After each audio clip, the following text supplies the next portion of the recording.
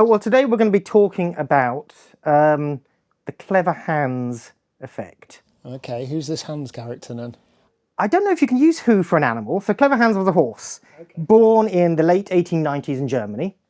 This is our Clever Hans for today. He was an extraordinary horse. He could do mathematics and answer other types of questions. So he would be put on display in public, and somebody would ask him, what's 3 plus 3 hands? And they start counting up, because obviously horse can't speak. Go 1, 2, 3, 4, 5. And the horse would neigh, plump its feet. Yeah. And it'd be 6. Amazing. And he could do other types of problems as well, not just mathematics. So the Clever Hands effect is something that we find in AI in particular. Was Hans doing mathematics? Questionable. Well, actually, that's still disputed. And we'll never know because Hans died in the First World War and was probably eaten. So poor Hans. But one particular German psychologist thought that Hans wasn't doing mathematics. He was observing body language. So Hans was clever, but he wasn't counting. So the questioner, this is our questioner, would ask, what's 3 plus 3? And when the correct answer approached, there'd be an involuntary signal that Hans had learnt. So Hans would go, ooh, almost, I suppose, like a Pavlovian response, but a bit more sophisticated because there were more types of trigger. And a model, an AI model, might do exactly the same thing. So let's talk about the Clever Hands effect in music. So about, I think, 12 years ago, there was a paper by a guy called Bob Sturm, and he said that actually music classifier models are all horses, they're just clever hands. And I can show that this is the case, because what he did is he took some classifiers, he took some music, and he just applied equalization, filters, delays, and it changed the classification. So you had rock music, you add some delay to it, and suddenly the model says it's reggae. But he didn't know why this happened. So we today are going to look at why this is happening. Now, if you want to ask a question, a why question in computer science, or just in general, you probably need causality. So what in the music caused the model to say this is rock, or caused it to say this is reggae? I hope this is reasonable, that most people know that audio can be represented as a wave. That might look, I don't know, something like this. Okay, so we've got our signal, and this is time along this axis, and this is amplitude, which we can say is volume. I'm not going to be that fussy about it. Now, here's the big leap. So there's something called the Fourier transform. There's probably been a Numberphile video on it. Maybe. Or Computerphile. There should be. I'm not going to go into it today because it's mathematically quite complicated. But the upshot is that this signal can be decomposed into a load of different sinusoidal signals, each at a different frequency. So it might look like this. You've got one like this, and you can have one like this, and then you might have one like this. And when you add them all together, you get that. We want to test the hypothesis that our model is not using musical information, but is doing something else, some sort of shortcut learning.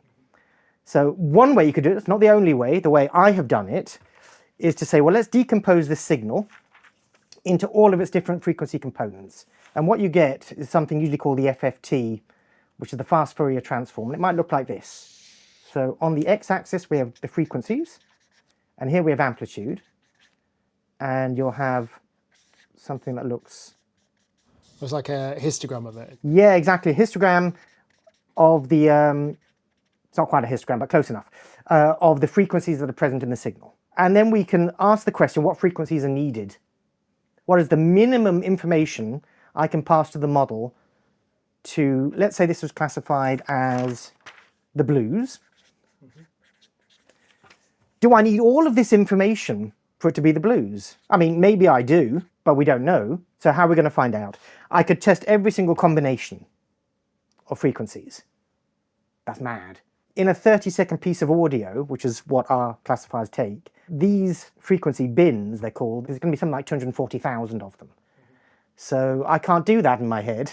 It's a big number if we look at all possible combinations. So we're not going to do that. We are going to sort of do a divide and conquer algorithm, which actually you've got a previous video on. Hannah Chocolate talked about, I think it was called Deep Cover at the time, it's now called Rex, look it up. So we're going to use a similar technique, and what we're going to do is we're going to divide this up randomly into chunks. And so now we've got 0, 1, 2, and 3. And we can look at the combinations of these pretty easily. So we look at the combinations, and let's say what was needed, 0 and 2 were all that were needed for the blues. Okay, fine. Then we can do the same thing again. So now we get rid of this. Goodbye. Goodbye. And we can subdivide these and keep searching, keep searching, keep searching. So that's now 0, 1, 2, 3.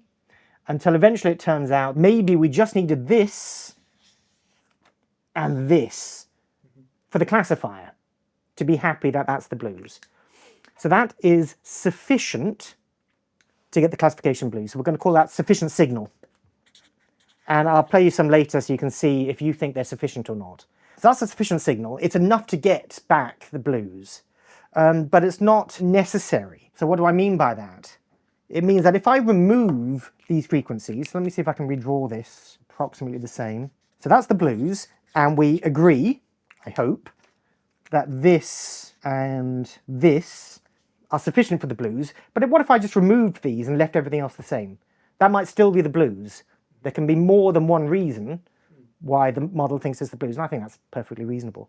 So we can compute also what we call a complete explanation. So complete means that it's sufficient, so by itself it's the blues, and if I remove it by just setting these frequency values to 0, it's no longer the blues. So we can literally extract the blues from the audio.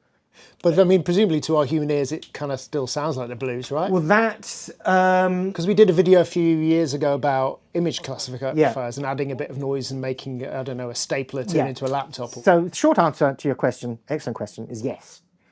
Really what it does is highlight that these models are not, they are horses. This is a clever hands. They're not doing what we would expect. So if I were to ask you, I'll crack open my guitar. So if I were to ask you what the blues is, I mean, so I'm going to play like a 12-bar blues. Very simple 12-bar blues. How do you know that's the blues? What would you say? Yeah, I think it's a pattern that I've heard before. That's how I would say. Well, that's what a model is doing as well. Yeah. But I'm envisaging somebody sat on the stoop in front of a, you know, it conjures things. Okay, so you're saying that there's almost like an I'm expecting to emotional... hear about somebody whose wife has left them and their dog has died and all this sort of stuff. Well, lots of blues is also pretty lascivious. It could be, I'm your backdoor man and I'm going to come in and have an affair with your wife. Yes. I'm not. I don't know where she lives. Probably more of it's about that, actually, isn't it? Yeah, probably. So it's a tricky question, isn't it? There is actually no really simple answer to why that's the blues. We can talk about the rhythm. We can talk about the instrumentation. We could talk about the harmonic progression, the exact phrasing. Are models doing this? Ideally, yes. But probably not. But probably not. And as a spoiler, I'll tell you the fact that we can do this says that they're not. Because it wouldn't be possible, I think, to subtract some frequencies from that and convince you that I was playing Bach. Okay, yeah. Maybe I could, but I probably couldn't. So we've got the sufficient for the blues, we've got the complete. Just a slight sidetrack then, all right. If you played that on a marimba, would people still think it was the blues? Possibly not, because again, timbre is really important to this sort of thing. So if I would play that on a saxophone, or marimba is an interesting choice. I just went for something like completely different, yeah. Do you know what? That'd be a great experiment.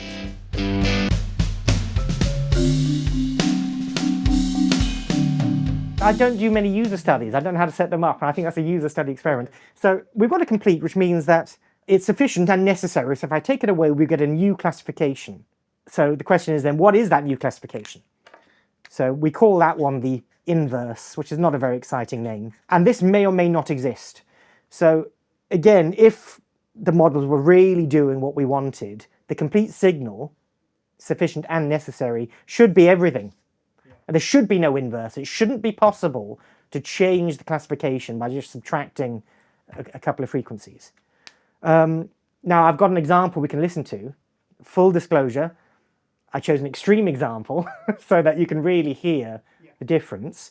So let's have a listen. Okay, so what we have here is an example that I pre-recorded. I was going to do it live, but nerves got the better of me. So it's my 11-year-old son on drums. Hi, William. So it's a basic blues. I think we'll agree that it's the blues. I apologise for the rubbish guitar solo over the top. I'm not a blues player. It sounds bluesy to me. That's decent. You get the idea. So that's the original audio. So remember that we talked about sufficient signals. What is the minimal number of frequencies I can pass in to a classifier? I'm not going to tell you which classifier. It's publicly available, but I don't want to embarrass them because it's not a particularly good classifier. What is the minimal number of frequencies I can pass in to get back the classification blues? And the beautiful thing is we can listen to it. So it's here. This is it. Let's compare it to the original. Broadly speaking, you can see it's got louder bits in the same sort of place. It follows vaguely the same sort of contour, but you can see it's not the same. Do you want to hear it? Let's have a listen. The blues. Well, you've made it blue on the screen, and that's the only blue thing about it. I wish that were deliberate. That was random. So That sounds like some kind of... I know what it sounds like. The noise some of these electric cars make when they're going slowly. Yeah, I suppose so. Yeah. So were you telling me that they're playing the blues as they sort of drive along? So that, against all reasonable definitions, is the blues for this particular model. So I also talked about sufficient and necessary.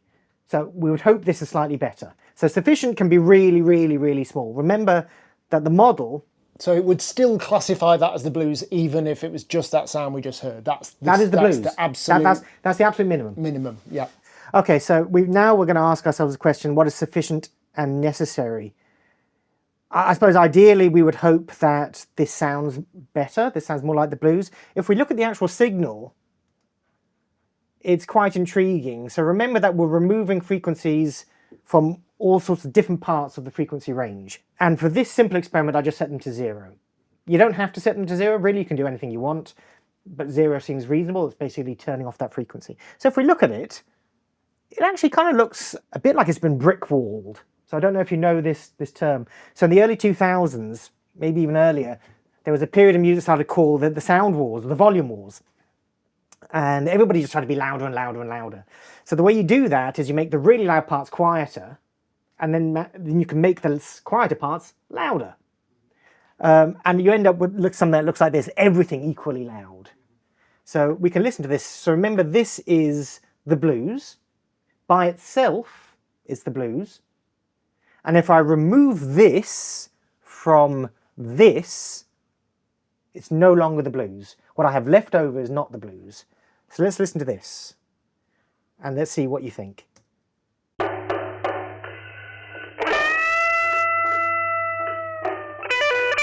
That's reasonable, isn't it? Interesting, most of the bass has gone. Yeah. And a lot of the drums has gone. In fact, what it's really honing on is my amazing guitar playing. So clearly, my guitar playing is the blues, which is not a compliment because the model also thinks that this is the blues. So, not sure about that. Okay, so the last question we can ask is, if we do subtract this from this, do we have enough signal left over to send to the classifier? In this case we do. We don't always. In this case we do. And we can ask, well, what is it? So let's just solo that. There's that bass. There's the bass. So, and the guitar is a lot less prominent and the drums are much more prominent. So this is not the blues. What is it? Okay, what would it classify it as? Yeah. You've got 10 options. I can't remember all 10, but I'll give you hip-hop, rock, heavy metal, reggae, hop, there are 5 choices for you. It's one of those. My clever hands is going to say rock. Your clever hands is going to be shot and turned into glue, I'm afraid. That's classified as hip hop. Okay. And I don't know enough about hip hop actually to say if that's reasonable. I suppose you could say that as a sample it could be used in a hip hop context, but I think most people would agree that that by itself is not hip hop. But the model says it is. So, what does it all mean? It means your model, this model at least, is a clever hands, and unfortunately it's not even that clever, because actually it's really easy to fool. We've seen a sufficient signal, which doesn't sound anything like the blues. I think even if you were deaf, you would say that's not the blues. But the model says it is. And then worse, we can extract the blues from the audio and have something left over that, to my ear at least, is still kind of the blues. It's borderline. But the model says it's now hip-hop. And it doesn't just say it's hip-hop, it says it's quite confident that it's hip-hop. So every model will also, in addition to the classification, gives you something that we usually refer to as the confidence. Now, whether it really is a confidence score or not is debatable. But this has a score that's quite high, this particular audio. So that had 83% confidence that that was hip-hop. And at least in this room, we don't agree. And you can do this with pretty much any model. I've chosen one here because it's quite an extreme example where I think that the sufficient at least is not really open for debate. But I've tried this on many, many models, and it always works. So they are not listening to the music in any way that a human would understand. They are just doing frequency analysis. And sometimes they're learning the wrong thing. They're doing shortcut learning. So they listen to this and they say, okay, that's the blues. We're done. I'll play you one more thing, which I think you might find intriguing. What if I took loads of sufficient signals, 100 of them, all for the blues, and added them together and asked the question, is that the blues? Well, I've done it, and it is the blues, and I'll play it for you now. So remember, this is 100 sufficient signals blended together.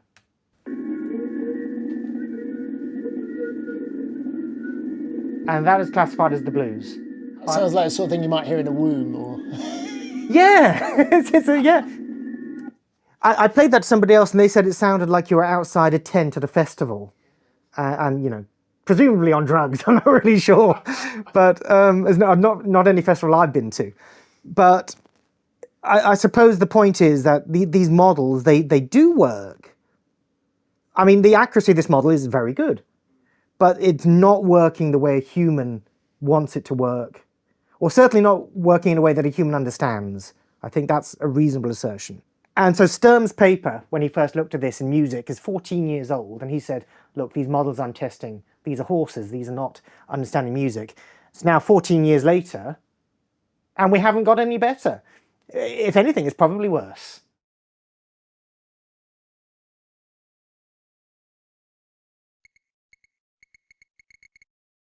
We're dealing with financial data or weather data or something like that, the minute by minute or hour by hour fluctuations might not be important. Actually, what you want is a smoother curve, okay? Well, how would you do that? Have a guess how you do that? It's averaging, isn't it? Just averaging.